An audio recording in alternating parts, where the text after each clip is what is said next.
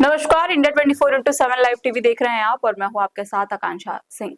बिहार में कुल 243 सीटों पर आने वाले कुछ महीनों में विधानसभा का चुनाव होने वाला है।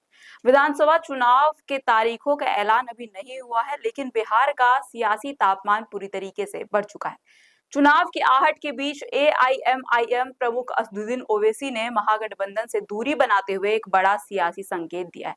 उन्होंने साफ कह दिया है कि अब एक तरफा मोहब्बत नहीं चलेगी और उनकी पार्टी किसी भी हाल में महागठबंधन का हिस्सा नहीं बनेगी।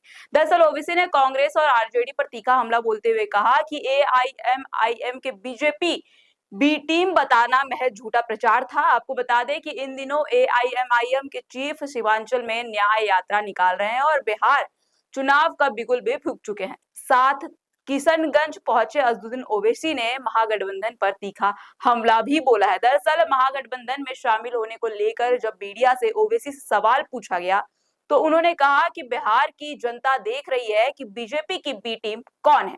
उन्होंने कहा कि हमारा प्रदेश अध्यक्ष अख्तरुल ईमान ने नेता प्रतिपक्ष तेजस्वी यादव को पत्र लिखकर मीडिया के जरिए पैगाम भेजा कि हम गठबंधन में शामिल होना चाहते हैं। यहाँ सिर्फ 6 सीट की मांग की गई थी, लेकिन बिहार में नेता प्रतिपक्ष तेजस्वी यादव की तरफ से कोई भी जवाब नहीं दिया गया। हमने अपना फर्ज निभाया और बिहार की जनता देख रही है कि कौन भाजपा को कामयाब करना चाहता है। वही बिहार में मजलिस पार्टी कितने सीटों पर चुनाव लड़ेगी, इस पर जब ओवैसी से सवाल किया गया तो उन्होंने किनारा करते हुए कहा कि जब लिस्ट जारी होगा तो आपको पता चल जाएगा। साथ ही गठबंधन को लेकर भी उन्होंने कोई भी जवाब नहीं दिया, लेकिन इस दौरान उन्होंने ये संकेत जरूर दिया कि उनकी पार्टी अगर बिहार विधानसभा चुनाव में अकेले चुनाव लड़ना पड़ता है तो वो लड़ने के लिए तैयार है।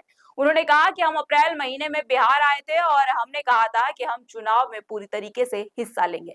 आज से हम 4 दिन तक सीमांचल की यात्रा में रहेंगे और हम विधानसभा क्षेत्रों में जाकर पब्लिक मीटिंग्स करेंगे और लोगों से मुलाकात भी करेंगे। बता दें कि किशनगंज पहुंचे असदुद्दीन ओवैसी ने मीडिया से बातचीत की और उन्होंने बुधवार से सीमांचल न्याय यात्रा की शुरुआत भी की है। ये यात्रा 24 से 27 सितंबर तक सीमांचल क्षेत्र में चलने वाली है। दरअसल 2020 में विधानसभा चुनाव की अगर बात की जाए तो एआईएमआईएम ने 20 विधानसभा क्षेत्रों में चुनाव लड़ा था और 5 सीटों पर जीत भी हासिल की थी और ये सभी सीटें सीमांचल की ही थी। हालांकि चुनाव के बाद उनके विधायक राजद में चले गए थे और इसलिए अब एक बार फिर ओवैसी अपनी पार्टी को पिछली बार की तुलना में ज्यादा सीटों पर चुनाव लड़वाना चाहते हैं। आपको याद होगा कि हाल ही में ओवैसी ने एक न्यूज चैनल को दिए इंटरव्यू में ये भी दावा किया था कि उनकी पार्टी चाहती है कि किसी भी हाल में बीजेपी सत्ता में ना आए, लेकिन महागठबंधन में शामिल होने की उनकी तमाम कोशिशों को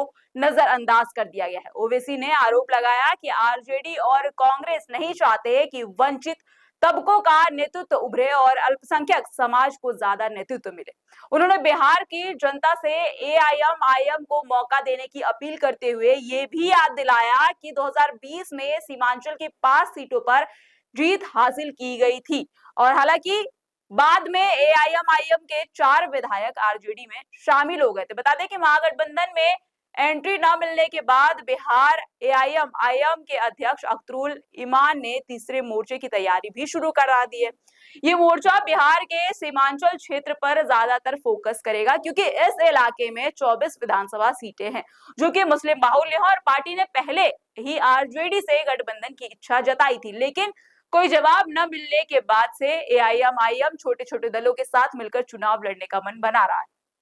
सीमांचल की मुस्लिम बाहुल्य सीटों पर एआईएमआईएम के सक्रिय होने से आरजेडी के एमवाई फैक्टर का जो समीकरण है उसको सीधी तरीके से चुनौती मिल सकती है और इसका सीधा फायदा एनडीए को मिल सकता है, ऐसी खबरें भी आ रही हैं। वही अगर राजनीतिक जानकारों की माने तो ओवैसी के इस कदम से बिहार की सियासी जमीन से महागठबंधन के पैरों तले जमीन भी खिसक सकती है क्योंकि सीमांचल की 24 सीटों पर मुस्लिम वोटों का बंटवारा महागठबंधन की हार का कारण बन सकता है। ओवैसी की पार्टी के लिए ये काम आसान नहीं होने वाला है। इस इलाके में बेहद कम समय में पार्टी को अपना संगठन मजबूत करना पड़ेगा और यही सही उम्मीदवार का चयन भी करना होगा। इसके बाद ही बिहार की राजनीति में फिर से एआईएमआईएम अपनी पहचान बना पाएगी। लेकिन अब देखना ये होगा कि क्या जिस तरह से पहले एआईएमआईएम ने महागठबंधन के साथ मिलकर विधानसभा चुनाव लड़ने का फैसला लिया था, जिस पर महागठबंधन का कोई जवाब अब तक नहीं आया है। उससे नाराज एआईएम प्रमुख अजदुद्दीन ओवैसी अकेले चुनाव लड़कर कितने सीटें हासिल कर पाते हैं और क्या इसका नुकसान महागठबंधन और खासकर आरजेडी के एमवाई फैक्टर को होगा? क्या एआईएम आरजेडी के वोट बैंक में सेंध लगा पाएगी? ये तो आने वाले वक्त में ही पता चल पाएगा। लेकिन आपको ये खबर कैसी लगी हमें कमेंट सेक्शन में कमेंट करके जरूर बताइएगा। और फिलहाल अभी के लिए इतना ही, लेकिन आगे और देश दुनिया की तमाम खबरों के लिए बने रहिए इंडिया 24x7 लाइव टीवी के साथ।